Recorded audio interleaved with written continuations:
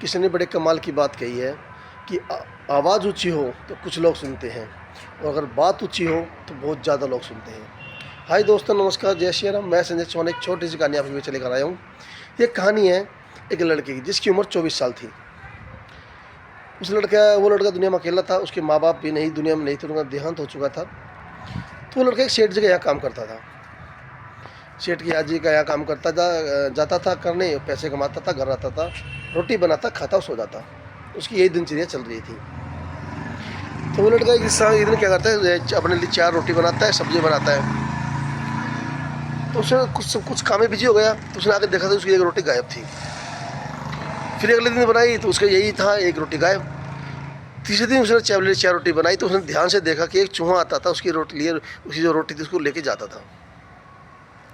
तो लड़के ने चूहे को दबोच लिया। चूहा कहने लगा, भैया ये मेरा हिस्सा की है, मेरा नसीब क्यों खाते हो? ये तो मैं लेके जाऊँगा अपने हिस्से की।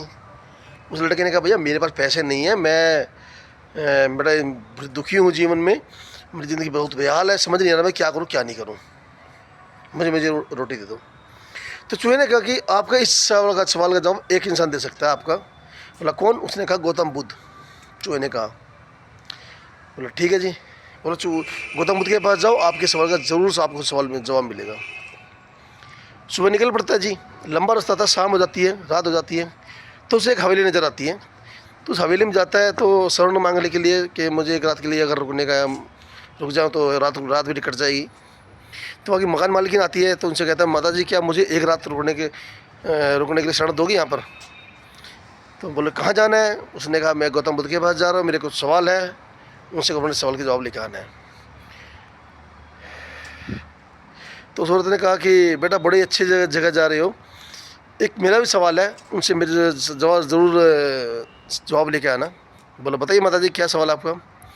तो उस औरत ने कहा कि मेरी एक बेटी है जिसकी उम्र 20 साल है, जो आज तक एक शब्द नहीं बोली, वो ज़िंदगी में कभी बोली नहीं है, वो मेरी बेटी कब बोलेगी? बोले ठीक है माता जी, बिल्कुल मैं आपके सवाल का जवाब लूँगा गौतम बुद्ध से।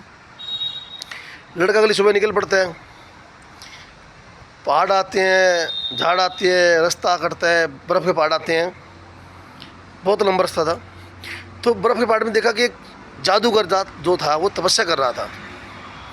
तो उस लड़के ने कहा जादूगर से कि मुझे गौतम बुद्ध के पास जाना है, अगर मुझे आप पहाड़ पार करा दो तो बड़ी कृपा होगी। तो जादूगर ने कहा कि भैया बड़ी अच्छी जगह जा रहे हो, मेरा एक सवाल है, उनसे मैं पहाड़ तो पार करा दूंगा, लेकिन मेरा सवाल है वो उनका जवाब लेके आना पड़ेगा। बोले बताइए आप भी क्या सवाल आपका? तो उसने कहा मैं यहाँ पे 1000 साल से बर्फ़ के पहाड़ में तपस्या कर रहा हूँ, मुझे स्वर्ग जाने के लिए रास्ता नहीं मिल रहा है, स्वर्ग कब जाऊँगा मैं, कब पहुँचूँगा? गौतम बुद्ध से पूछ के आना। लड़के ने कहा ठीक है। जादूगर ने भी छड़ी घुमाई, झट से लड़के को पहाड़ पार करा दिया। पहाड़ पार किया तो वहाँ रेत का मैदान आया, वो पार किया लड़के ने। फिर उसके सामने आई नदी। समस्या थी नदी पर कैसे पार करे। तो उस लड़के को बहुत बड़ा कछुआ नज़र आया। तो कछुए से कहा भैया मुझे नदी पार करा दो, मुझे गौतम बुद्ध के पास जाना है, अभी बड़ी कृपा होगी। तो कछुए ने कहा कि बहुत अच्छी जगह जा रहे हो, मैं आपको नदी पार करा दूंगा, लेकिन मेरा एक सवाल है, वो आपको उसका जवाब लेके आना पड़ेगा गौतम बुद्ध से। कछुए ने कहा भैया आप भी बता दो क्या सवाल आपका? तो कछुए ने कहा कि मैं 500 साल से नदी में तैर रहा हूँ, मैं ड्रैगन बनना चाहता हूँ, मैं ड्रैगन नहीं बन पाया, गौतम बुद्ध से पूछना कि मैं ड्रैगन कब बनूँगा। बोलो ठीक है जी। नदी पार करा दी लड़के को कछुए ने। आश्रम पे गया, प्रवचन चल रहे थे, प्रणाम करके बैठ गया। तो गौतम बुद्ध ने जब प्रवचन खत्म हुआ, गौतम बुद्ध ने कहा अब आप अपने सब प्रश्न पूछ सकते हो, अपने सवाल पूछ सकते हो कि आपका सवाल जो है, लेकिन शर्त ये होगी एक आदमी सिर्फ 3 सवाल पूछ सकता है। अब लड़के के सामने समस्या ये आई कि एक तो खुद का सवाल मेरी ज़िंदगी क्या होगा, और 3 सवाल उनके जो उन्होंने उसकी ज़िंदगी में हेल्प की थी। पहले तस्वीर बनी लड़के के जहन दिमाग में तस्वीर बनी उस औरत की जिसकी एक जवान लड़की थी 20 साल की, जो ज़िंदगी में कभी बोली नहीं थी। तो उसने कहा इसकी सवाल भी ज़रूर पूछना है कि उसने मुझे एक रात रोका था, अपने घर में पनाह दी थी। और फिर दूसरी तस्वीर बनी उस जादूगर की जो 1000 साल से बर्फ़ के पहाड़ पर तपस्या कर रहा था स्वर्ग जाने के लिए, और उसका सवाल भी ज़रूरी है। फिर तीसरी तस्वीर बनी उसके लड़के के दिमाग में कछुए की जो 500 साल से नदी में तैर रहा था ड्रैगन बनने के लिए, कि भाई ड्रैगन कब बनूँगा मैं। तो जी लड़के ने फिर अपनी उसकी तस्वीर बनी है खुद के ऊपर सवाल की कि मेरी ज़िंदगी में क्या होगा।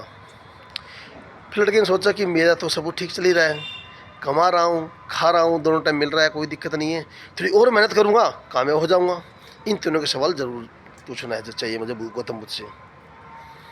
तो लड़के ने गौतम बुद्ध से पूछा कि माता जी हैं, उनकी 20 साल की बेटी है जो आज तक बोली नहीं है, वो उनका सवाल है कि उनकी बेटी कब बोलेगी। तो गौतम बुद्ध ने कहा कि उसकी बेटी जिस दिन उस लड़की की शादी हो जाएगी वो उस दिन के बाद सब बोलने लग जाएगी। बोला ठीक है जी। फिर अगला सवाल था उस जादूगर का जो 1000 साल से बर्फ के पहाड़ पर तपस्या कर रहा था स्वर्ग जाने के लिए। तो गौतम बुद्ध ने कहा कि उस जादूगर से कहना जिस दिन वो उस छड़ी का त्याग कर देगा, जादू की छड़ी का छोड़ देगा, त्याग कर देगा, उस दिन वो स्वर्ग पहुँचने चल जाएगा, रास्ता उसको दिख जाएगा। ठीक जी। फिर उसको अगला सवाल पूछा कछुए के लिए जो 500 साल से नदी में तैर रहा था।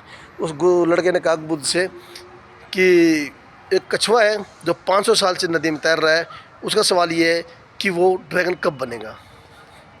तो गौतम बुद्ध ने कहा कि जिस दिन वो अपने ऊपर से कवच उतार देगा वो ड्रैगन बन जाएगा।